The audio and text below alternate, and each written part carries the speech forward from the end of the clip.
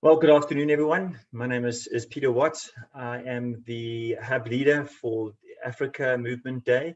I'm based in the city of Durban in the east coast of Africa, which I know is a long way away from where many of you are. And so we really honor God for this technology, which he has enabled for us to use this afternoon. My responsibility is just to give you a short outline about the Movement Day Africa process. And I'm going to start off just by sharing my screen. I'm going to take you through a presentation which will hopefully give you some greater clarity as to what the Movement Day process and journey is all about. Of course, the African continent is a large continent, and what we've done in order to be strategic and effective, we've divided the continent into 5 different regions.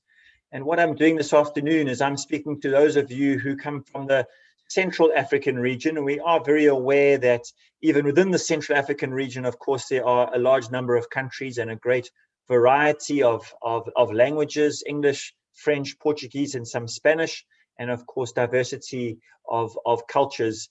But we really just are very aware that Africa has been at a crossroads for many decades, and sometimes there is something of a disconnect between our potential, the resources and wealth that there is in our continent, in the soil, and the reality that we see in people's lives.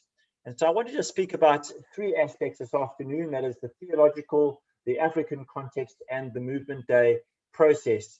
And so first of all, I would just like to make some reference to the theological at a very high level. And first of all, we are called, as we know from the gospel, to be salt. Salt brings taste, and salt preserves. And so we are called to bring taste and to preserve the society and the context where we are living. We are also called to be light, to bring light into the darkness, and for the light to chase darkness away and to expose the darkness. We're called to be leaven, to have influence, to come into a situation and to fill that space and have influence. We know that the prayer of Jesus was, "Your kingdom come, your will be done on earth as it is in heaven." And so we are seeking for the values of God, the nature of the kingdom of heaven to be introduced into earth and into the context where we live. And then thirdly is to have transformational impact. We live in a particular African context that is very exciting and provides great opportunities for us as Christians and as leaders from various different spheres. The African context is the fastest growing region in the world currently from 2020 to 2050. It's the fastest urbanizing, so you can see that sub-Saharan Africa is double the global rate of urbanization. We are also the youngest continent, with 70% of our population being under the age of 30, 60% under the age of 25, and nearly 20% of the global youth culture, 1 in 5 people being African. We also, as of 2019, have the most number of Christians in the African context, in the African continent. And Professor Phil Jenkins wrote an article in August 2020, which he titled "The Future of World Christianity is African." We have 54 nations, 1.34 billion people, and we'll be 2 billion people by the year 2038, which means that we would have doubled our population in the space of just 29 years, which is a very high growth rate. Interestingly, nearly 60% of Africans live in just 9 countries, which means that we have some very uneven distribution of our population. By the year 2050, 2.5 billion people, African people, which represents 26% of the world's population. 1 in 4 people in the world will be African. And by the year 2100, Africa will have a population of 4.5 billion people, which will represent 4 out of 10 people in the world. Nigeria alone as a nation last year had 206 million people, and by the year 2050 is expected to reach 400 million people. You'll watch these slides, it's a dynamic slide, and you'll see that from the year 2010 up to the year 2100, the location of the 20 most populous megacities in the world moves from the west towards the east and towards Africa. So there's 2010, 2025, 2050, 2075, and the year 2100. And you can see that the concentration of megacities, the 20 largest megacities in the world, become concentrated around India and around Africa, which is very important in terms of us developing our strategy. In terms of cities, by the year 2025, there'll be 100 African cities with more than 1 million people. And the Brookings Institute estimates that 21 of the 30 fastest growing cities in the world are African.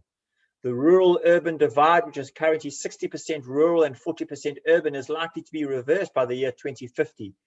Unfortunately, more than 60% of the people moving into cities in Africa end up living in slums. And between the years 2020 to 2050, 80% of the population growth in Africa is expected to take place in cities. And so we really have two potential paths towards the future, or two potential outcomes. One is something called urban resilience, where if we plan properly, if we collaborate, if we use our resources, we have good governance and effective leadership, we can experience something called urban resilience, where our cities become positive places of health and prosperity and good education systems and safe places. Or if we don't plan properly, if we fail to collaborate, we fail to take responsibility and have failed to have good leadership, we can end up with something called urban fragility. Then let's look at the Movement Day Africa process. And here I'll make brief mention to our vision, our mission, strategy, and structure. Our vision is to be a movement of city gospel movements for the spiritual and social flourishing of Africa. We want to see the spiritual, social, economic flourishing of Africa in the years to come. We have a threefold mission. First of all, united prayer and evangelism. We want to see churches coming together to pray for their cities and to evangelize their cities. We want to see discipleship, effective discipleship and ethics to overcome the corruption and decay that takes place often in our cities, and ultimately revival and flourishing of our cities in Africa. Our strategy is to do research, is to identify and accelerate leaders in 60 African cities, and then to partner with those cities.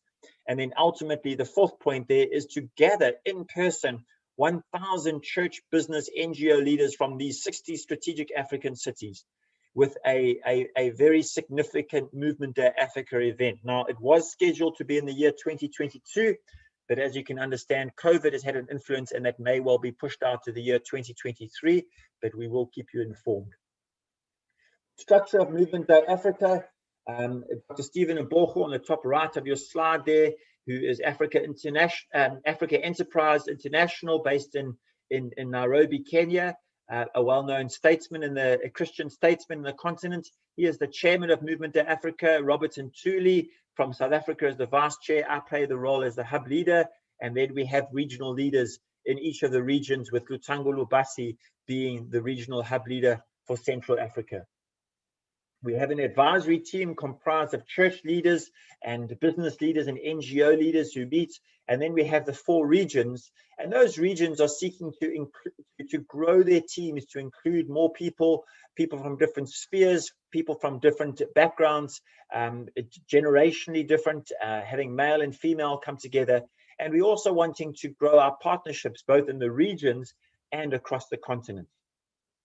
We had certain highlights in 2020, which was a Movement Day Africa COVID-19 webinar series, which was very effective. And as Bishop Odede said at the Lausanne Africa Day, that the digital platforms have leapfrogged us forward, and a quantum leap has taken place for us by the means in which we can gather as African leaders. We built out the infrastructure last year and the ecosystem to enable the advancement of the vision of Movement Day.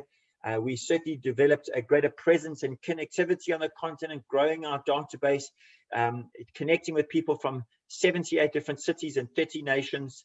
We had 270 Africans participate in the online Movement Day X event, which was a global event. And then we had 49 students register for our scholars program. We also continue to build and to develop our partnerships across the continent.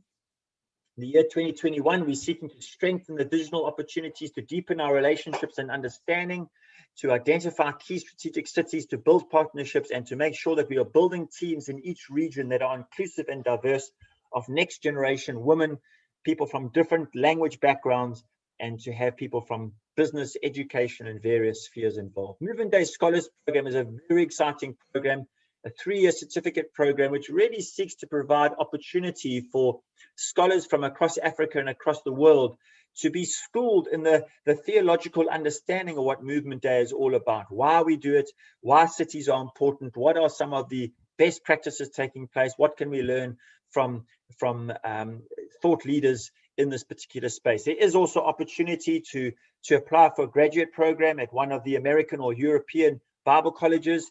The next cohort of scholars is going to meet online from the 11th to the 12th of June. And if you are interested in finding out more, please will you email scholars@movementdayafrica.com or go to our website, movementday.training. So I'll just leave those details up there for a moment so that you can take them down. Please feel free to engage with us about the Scholars Program. We need applications by the end of May. Africa remains a very wealthy continent with great resources, the greatest resources being her people, but we need to make sure that we steward our resources effectively. And over the next decade, we would love to change the narrative in 60 African cities, where we can perhaps compile a book called Disruptive African Cities, where the trajectory and the development of cities in Africa can be disrupted and can be changed completely from the narrative that is there in many cases in the present. So there are some contact details. You can contact the administrator Nokwazi at admin@movementdayafrica.com, the Scholars Program at movementdayafrica.com, our Facebook page and our website. And again, I'll leave those up there for a moment. We would love to hear from you. We would love to engage with you. We would love to build relationship with you. We would love to explore how we can strategically work together to impact your city, to impact your region, and then ultimately to impact the continent, so that we really can change the future narrative and trajectory of this continent that we all call home. So I'm going to stop sharing, and I'm going to say thank you very much for being with us today. I'm sorry that I cannot be with you in person, and so this recording is the best technological opportunity. I'm going to hand back to Lutango, and just to say thank you very much for listening, and I trust that's been effective, and I look forward to engaging with you further in the not too distant future. Enjoy the rest of your time together.